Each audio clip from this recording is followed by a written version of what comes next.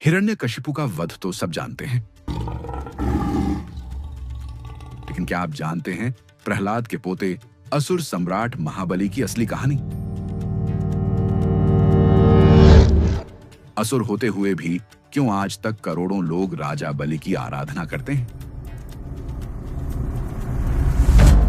क्या आप जानते हैं ओणम का त्योहार आखिर क्यों मनाया जाता है? राजा बलि भक्त प्रहलाद के पोते होकर भी देवताओं पर आक्रमण क्यों करते हैं और तीनों लोगों को कैसे जीत लेते हैं?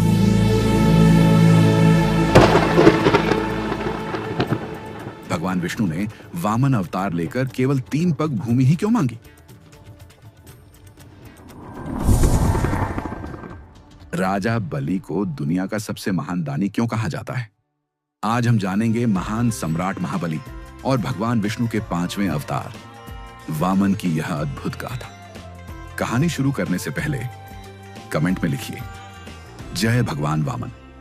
लाइक और सब्सक्राइब करके हमें समर्थन दीजिए।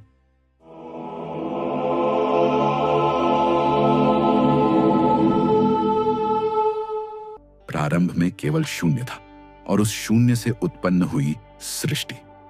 समय, दिशा, आकाश और पृथ्वी ने जन्म लिया। यही थी ब्रह्मांड की आदिगाथा।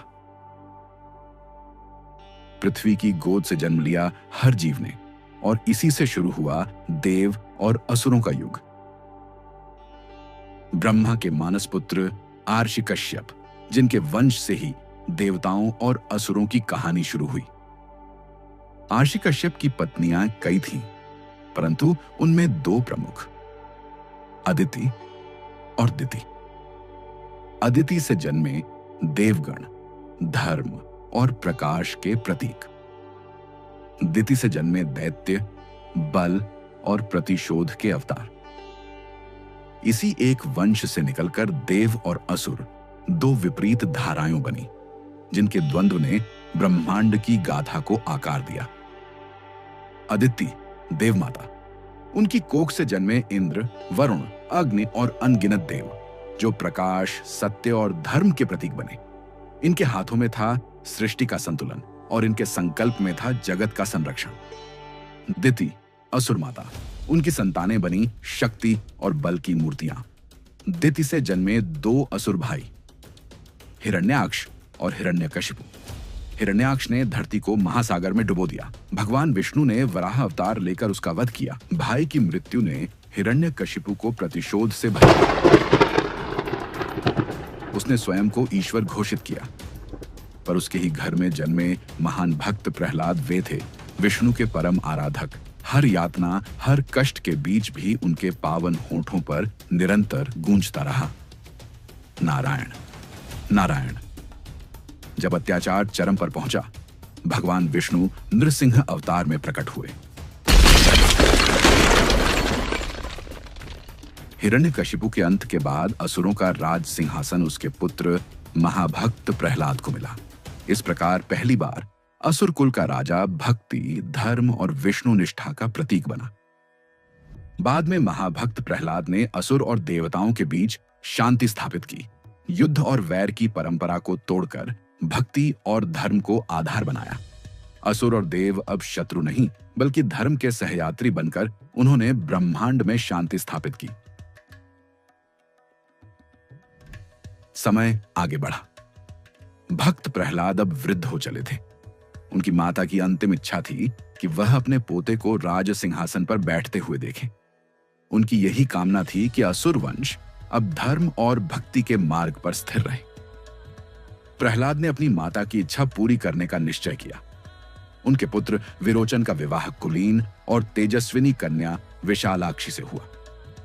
यह विवाह असुर वंश के इतिहास में एक महान अध्याय था।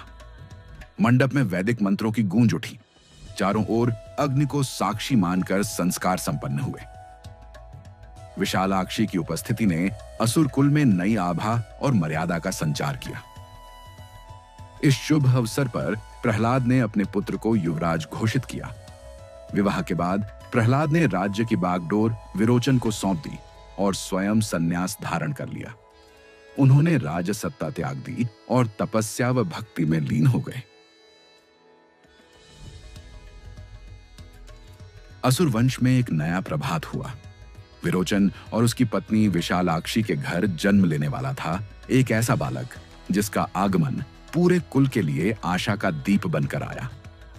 माघ शुक्ल द्वादशी की पावन तिथि पर शुभ अभिजीत मुहूर्त में जब नक्षत्र अपनी उच्चतम स्थिति में थे, तभी वह दिव्य क्षण आया। ज्योतिषियों ने कहा, यह संयोग दीर्घायु और तेजस्वी सम्राट के जन्म का संकेत है। और फिर उस पावन घड़ी में एक तेजस्वी बालक का जन्म हुआ। उसका मुखमंडल चंद्रमा सा उज्ज्वल था, आंखों में करुणा और साहस की चमक थी और पूरे शरीर से अलौकिक तेज झलक रहा था। असुर वंश में आनंद की लहर दौड़ गई, नगाड़ों की गूंज उठी, वेद मंत्रों का उच्चारण होने लगा। जन्मोत्सव के उस पावन क्षण में सम्राट विरोचन ने आदरपूर्वक अपने गुरु शुक्राचार्य को बुलाया। उन्होंने विनम्रता से निवेदन किया, गुरुवर, कृपा करके मेरे पुत्र को अपने आशीर्वाद से अलंकृत करें। शुक्राचार्य आगे बढ़े और नवजात शिशु को अपनी गोद में उठाया। ध्यानमग्न होकर उन्होंने गहन दृष्टि डाली और आशीर्वाद दिया, यह बालक असुर वंश का गौरव बनेगा। यह कोई साधारण आत्मा नहीं है, यह आगे चलकर तीनों लोकों पर राज्य करेगा। समय की धारा आगे बढ़ रही थी। इसी बीच महाज्ञानी शुक्राचार्य ने अपने ध्यान और ज्योतिष साधना में एक गूढ़ संकेत पाया। उनकी दृष्टि में स्पष्ट हुआ कि विरोचन की जीवन रेखा क्षीण है, उसके ऊपर अकाल मृत्यु का गंभीर साया मंडरा रहा है। राजन, तुम्हारे जीवन पर घोर संकट आने वाला है। इससे बचने का केवल एक ही उपाय है। तुम्हें हिमालय की गोद में जाकर 10 वर्षों तक कठोर तप करना होगा। केवल वही तप तुम्हें मृत्यु से रक्षा देगा। शुक्राचार्य की चेतावनी के बाद विरोचन हिमालय की ओर प्रस्थान की तैयारी करने लगा। उसका हृदय भविष्य की अनिश्चितता से भरा था। तो सम्राट विरोचन हिमालय की कंदराओं में चला गया। कड़कड़ाती ठंड, प्रचंड हवाएं और बर्फ की चट्टानों के बीच उसने वर्षों तक घोर तपस्या की। 10 वर्षों तक वह निर्विकार खड़ा रहा, न भूख की परवाह की, न नींद की। आखिरकार उसकी तपस्या से प्रसन्न होकर सूर्यदेव प्रकट हुए। उनकी आभा से समस्त हिमालय आलोकित हो उठा। सूर्यदेव ने कहा, विरोचन, तेरे धैर्य और तप से मैं प्रसन्न हूं।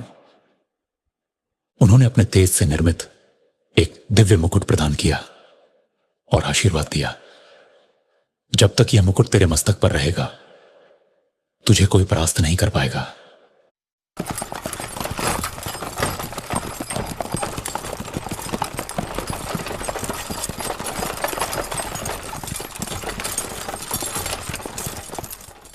यात्रा के मार्ग में विरोचन के सामने एक साधु वेशधारी ब्राह्मण प्रकट हुआ। उसने विनम्रता से जल अर्पित किया। विरोचन धर्मनिष्ठ थे। उन्होंने बिना संदेह वह जल ग्रहण कर लिया। क्षण भर में उसकी चेतना डगमगाई और वह भूमि पर गिर पड़ा। साधु का वेश टूटते ही उसका वास्तविक स्वरूप प्रकट हुआ। वह स्वयं इंद्र था। उसने अवसर का लाभ उठाकर विरोचन का दिव्य मुकुट छीन लिया। कुछ समय बाद विरोचन की चेतना लौटी। उसने इंद्र को सामने खड़ा पाया और शांत स्वर में कहा, इंद्र, मुझे अपने पुत्र बलि के समावर्तन में पहुंचना है।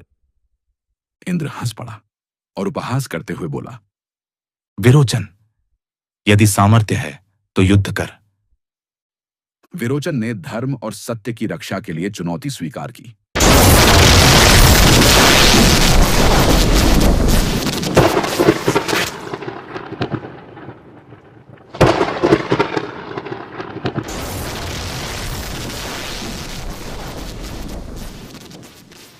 परंतु मुकुट के बिना उसकी शक्ति क्षीण हो चुकी थी। इंद्र ने छल और बल दोनों से आक्रमण किया और अंततः विरोचन भूमि पर गिर पड़ा। किंतु इंद्र की निर्दयता यहीं समाप्त नहीं हुई। उसने विरोचन का शरीर तुरंत जला दिया, ताकि कहीं शुक्राचार्य अपनी संजीवनी विद्या से उसे पुनः जीवित न कर दें।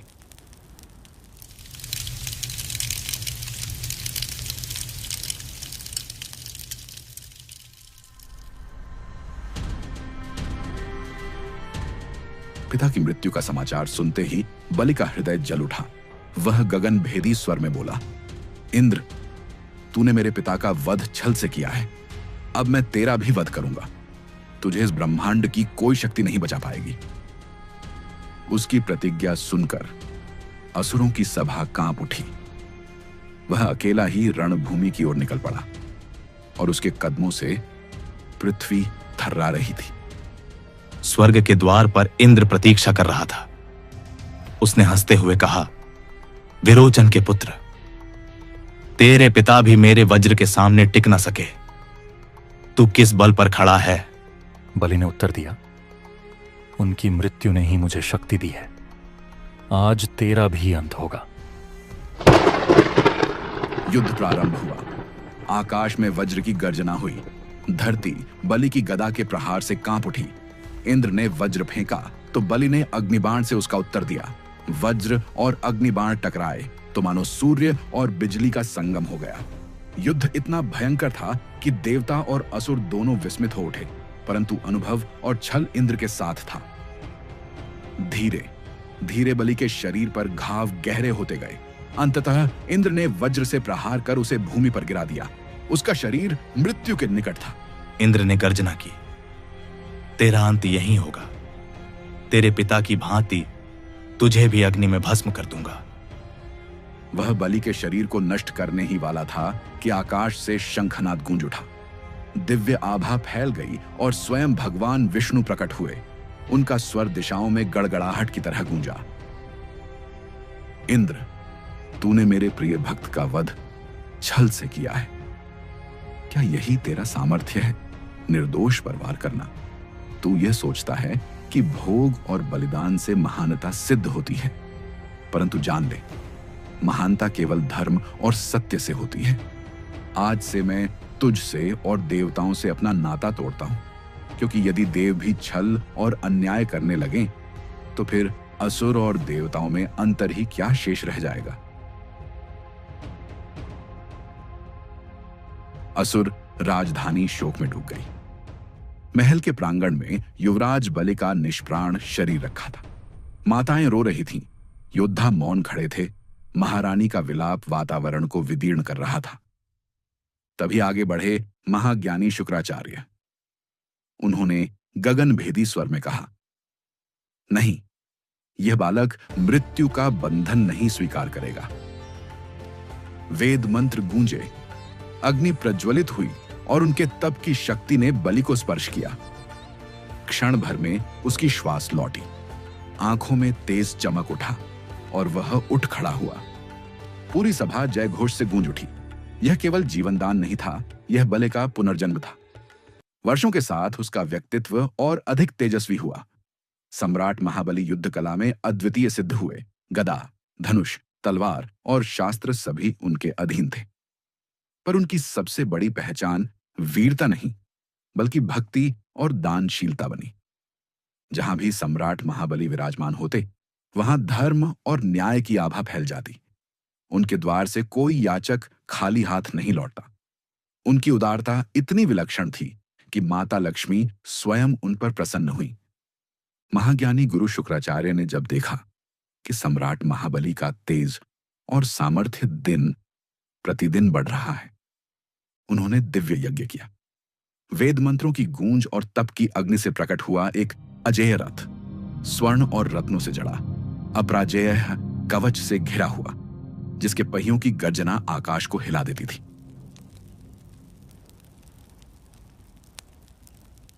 इस रथ पर आरूढ़ होकर कोई भी शत्रु तुझे पराजित नहीं कर पाएगा। जब सम्राट महाबली उस दिव्य रथ पर सवार हुए तो मानो तीनों लोक उनके संकल्प के आगे झुक गए। उन्होंने अपनी संगठित सेना के साथ स्वर्ग पर चढ़ाई की। युद्ध छिड़ा, देवसभा कांप उठी। इंद्र ने अपने वज्र से प्रतिरोध किया।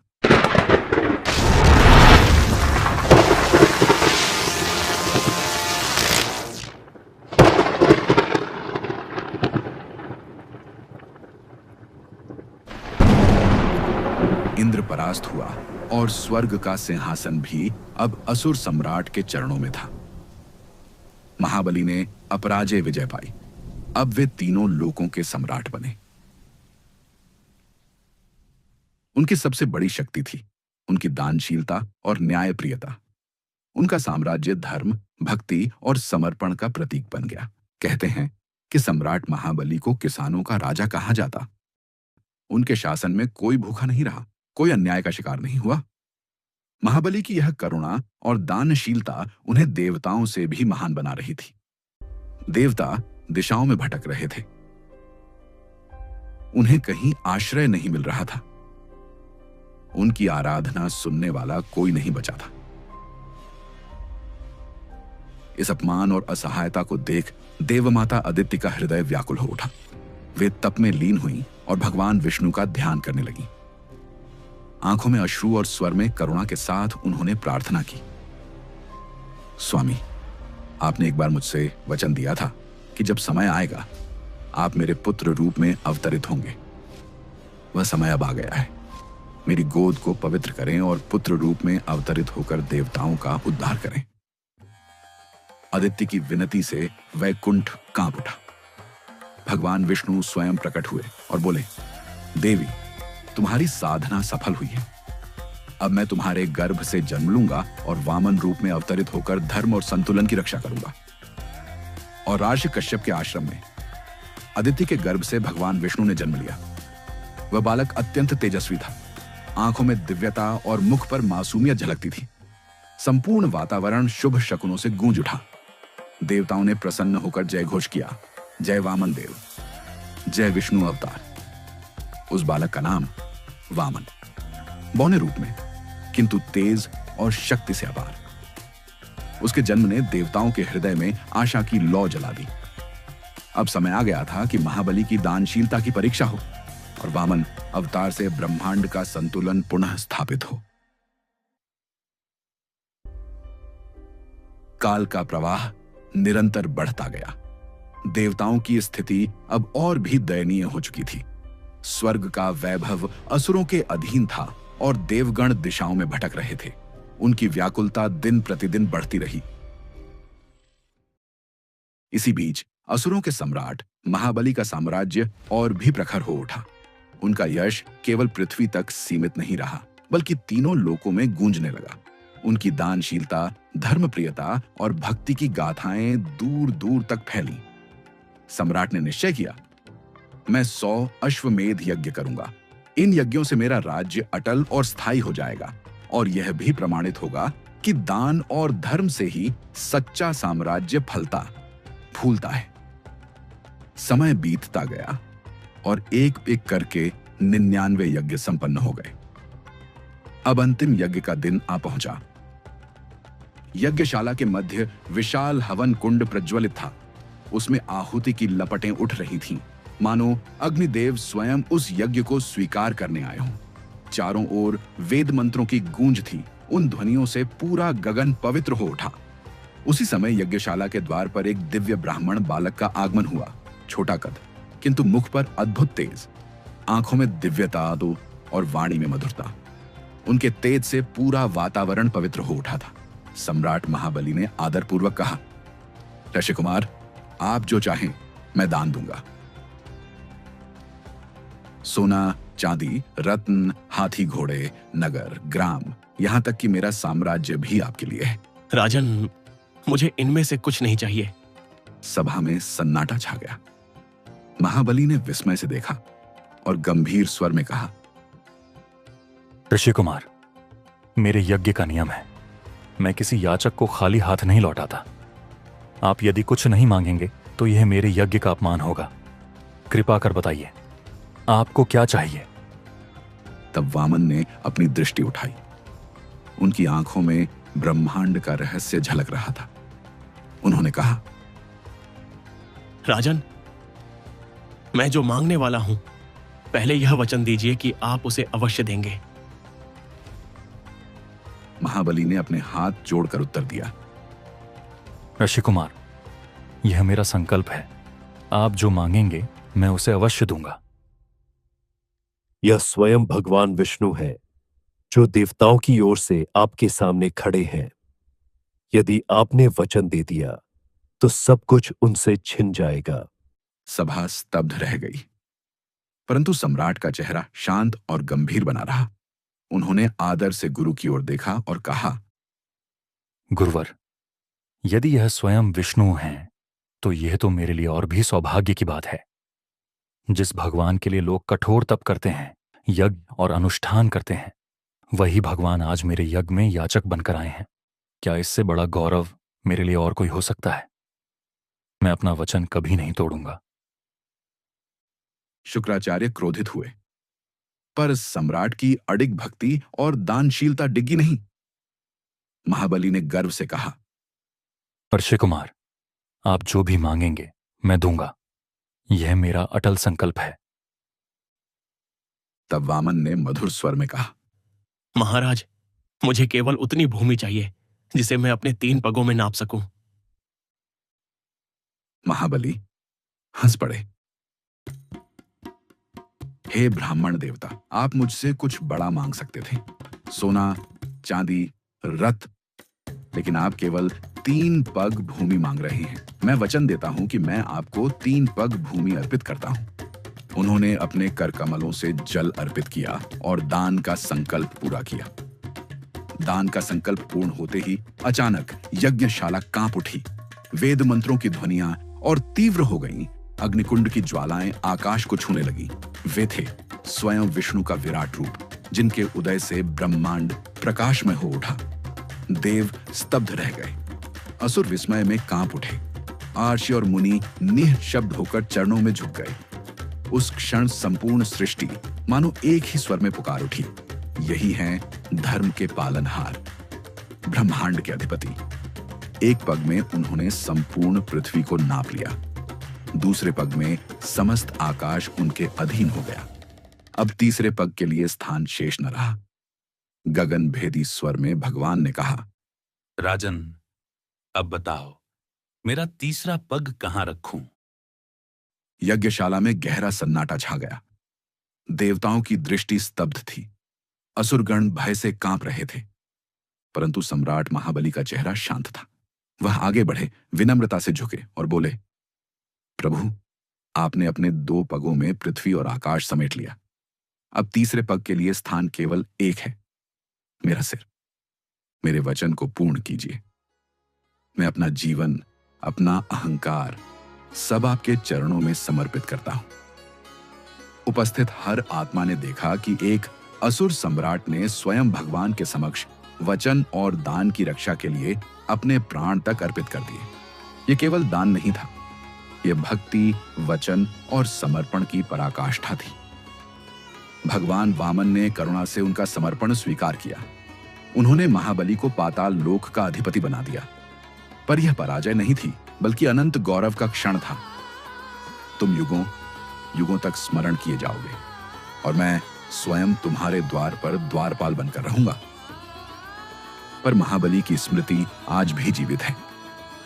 कहते हैं, जब भगवान वामन ने उन्हें पाताल लोक का स्वामी बनाया, तो महाबली ने प्रार्थना की, प्रभु, मुझे अपनी प्रजा से मिलने का अवसर अवश्य दें। भगवान विष्णु ने वचन दिया, हर वर्ष तुम्हें अपनी प्रजा से मिलने का अधिकार रहेगा। और वही दिन आज ओणम उत्सव के रूप में मनाया जाता है। केरल और भारत भर में यह पर्व महाबली की स्मृति में मनाया जाता है। माना जाता है कि उस दिन महाबली अपनी प्रजा से मिलने धरती पर आते हैं।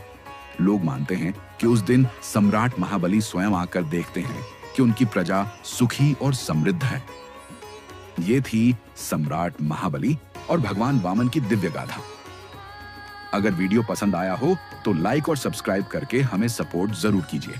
कमेंट में लिखिए जय वामन भगवान और बताइए अगली बार आप कौन सी कथा सुनना चाहते हैं, समुद्र मंथन या कोई और। साथ ही हमारे चैनल पर मौजूद नरसिंह अवतार की अद्भुत कथा जरूर देखिए।